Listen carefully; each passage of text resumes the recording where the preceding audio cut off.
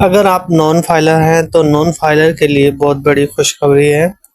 तो अगर आप चाहते हैं कि बैंक आपका डेटा एफबीआर के साथ शेयर ना करे, तो उसकी 3 वजूहत हैं। और वो कौन सी ट्रांजैक्शन है जो ना करने से आपका डेटा जो है बैंक आप एफबीआर के साथ शेयर नहीं करेगा। तो चलते हैं वीडियो की तरफ, टॉपिक की तरफ। अस्सलामुअलैकुम, उम्मीद है तमाम लोग खैरियत से होंगे। तो दोस्तों, अगर आप लोग नॉन फाइलर हैं तो उसके लिए आपको किन किन बातों पर ख्याल रखना होगा ताकि आपका जो बैंक अकाउंट है, जो भी बैंक है, वो आपकी इंफॉर्मेशन एफबीआर के साथ शेयर ना करे। तो सबसे पहले जो फाइलर के लिए जो कैटेगरी होती है, वो अगर वो 10 मिलियन अगर उसके अकाउंट में कोई डिपॉजिट कर रहा है तो उसका डेटा एफबीआर के साथ शेयर किया जाता है।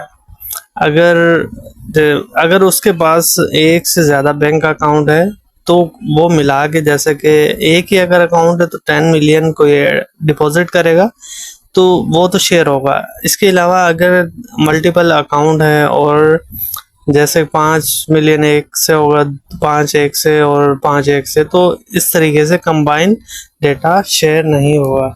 अगर एक ही अकाउंट से होगा तो वो डेटा शेयर होगा। तो इसके अलावा अगर क्रेडिट कार्ड से 2 लाख से ज़्यादा अगर वो ट्रांजैक्शन करता है, यूज़ करता है, खरीदो फरोख्त या जो भी हो, तो उसका डेटा भी शेयर होगा। अगर इसी तरीके से अलग अलग बैंक के क्रेडिट कार्ड इस्तेमाल करके वो इस्तेमाल होता है तो फिर इस तरीके से वो शेयर नहीं होगा। अगर इसके अलावा विड्रॉ अगर करता है 1 मिलियन से ज़्यादा तो वो भी शेयर होगा। इस फिर उसी तरह वही मैं बात करूँगा, अगर मल्टीपल उसके पास अकाउंट हैं तो उस तरह विड्रॉ करेगा। तो इस तरह फ़िलहाल ये पॉलिसी अभी फ़िलहाल नहीं है, तो इस तरीके से डेटा शेयर नहीं होगा। आने वाले वक्त में हो सकता है ये भी मतलब मल्टीपल अकाउंट आप उसका डेटा शेयर मिला के कर दिया जाए बैंकों का। जैसे कि 3 बैंक हैं तो 3 अकाउंट है तो 3 का मिला के डेटा शेयर हो जाए। तो फ़िलहाल ये नहीं है, तो इंडिविजुअल का डेटा शेयर होगा। इसके अलावा इसी तरीके से अगर नॉन फाइलर की बात की जाए, नॉन फाइलर का इस तरीके से डेटा शेयर नहीं होगा, क्योंकि अगर वो 10 मिलियन से उसको चाहिए कि उसके अकाउंट में 10 मिलियन से कम उसके डिपॉजिट हो, तो इस तरीके से उसका डेटा शेयर नहीं होगा। वही बात के मल्टीपल अकाउंट होंगे, अगर उसकी डिपॉजिट लिमिट ज़्यादा है तो मल्टीपल अकाउंट होने की वजह से फिर डेटा शेयर नहीं होगा। और इसी तरीके से अगर सेकंड बात क्रेडिट कार्ड की करें तो क्रेडिट कार्ड का 2 लाख से कम उससे ट्रांजैक्शन करनी होगी ताकि उसका डेटा जो है वो, अगर वो नहीं चाहता तो वो शेयर नहीं होगा इस तरीके से। और इसी तरीके से अगर विड्रॉ की बात करें तो विड्रॉ भी 1 मिलियन से कम करेगा तो उसका डेटा वो शेयर नहीं होगा। तो इसी तरीके से अगर मल्टीपल अकाउंट से मिसाल के तौर पे ट्रांजैक्शन करेगा तो वो उसका इशू नहीं है, लेकिन एक ही अकाउंट से 1 मिलियन से ज़्यादा विड्रॉ करेगा तो उसका डेटा शेयर होगा।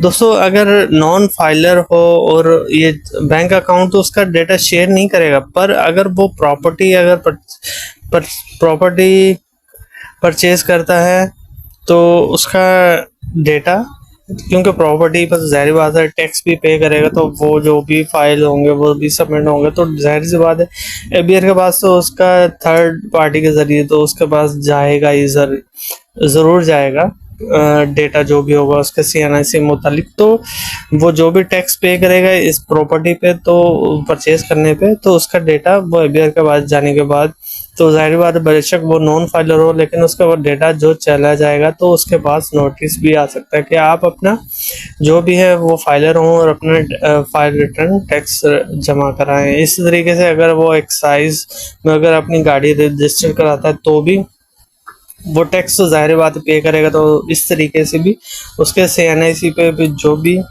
वो रजिस्टर होगी गाड़ी और टैक्स पे करेगा, तो उस तरीके से भी एफबीआर के पास वो उसकी डिटेल चली जाएंगी, तो भी उसे फाइलर होना पड़ेगा और अपनी फाइल रिटर्न सबमिट करनी होगी।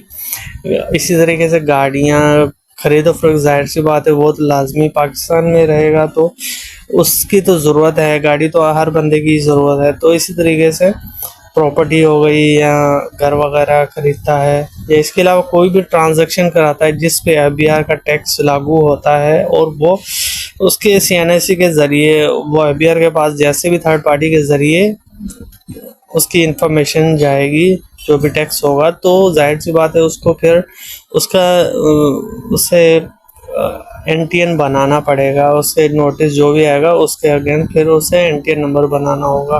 तो मेरा मशवरा तो यही है, अपना एनटीएन नंबर बनाएं, फाइलर हो इसका कोई नुकसान नहीं है, क्योंकि नॉन फाइलर पे एक तो सबसे ज़्यादा आप अपना टैक्स भी ज़्यादा पे कर रहे होते हैं, फाइलर पे ये थोड़ा कम टैक्स पे करना होगा, और अपनी चीज़ों को फाइल आप हर साल सितंबर जैसे कि 30 तारीख आखिरी होती है तो अपने हर साल अपना सबमिट कर देंगे फाइल रिटर्न, तो ये आसान तरीका है और अपना टैक्स भी कम इससे लगता है। क्यों नॉन फाइलर तो एक तो ज़्यादा टैक्स पे करते हैं और दूसरा इतनी परेशानी भी उससे गुजरना पड़े, तो इससे ज़्यादा बेहतर है, मैं यही कहना चाहूँगा कि आप फाइलर हों और अपना फाइल रिटर्न आप खुद भी आप अपनी फाइल रिटर्न सबमिट कर सकते हैं। इस पे भी मैं अलग से एक वीडियो पहले से बना चुका हूँ कि फाइलर कैसे बनना है, अपना अकाउंट पे कैसे बनाना है, तो ये तमाम तर मालूमात आप मेरे चैनल पे देख सकते हैं। आप मेरे चैनल पे वीडियो इसकी देख के आप बआसानी खुद भी अपना फाइल रिटर्न सबमिट कर सकते हैं। उम्मीद है दोस्तों आपको वीडियो पसंद आई होगी। मिलते हैं नेक्स्ट वीडियो के साथ। अल्लाह हाफिज़।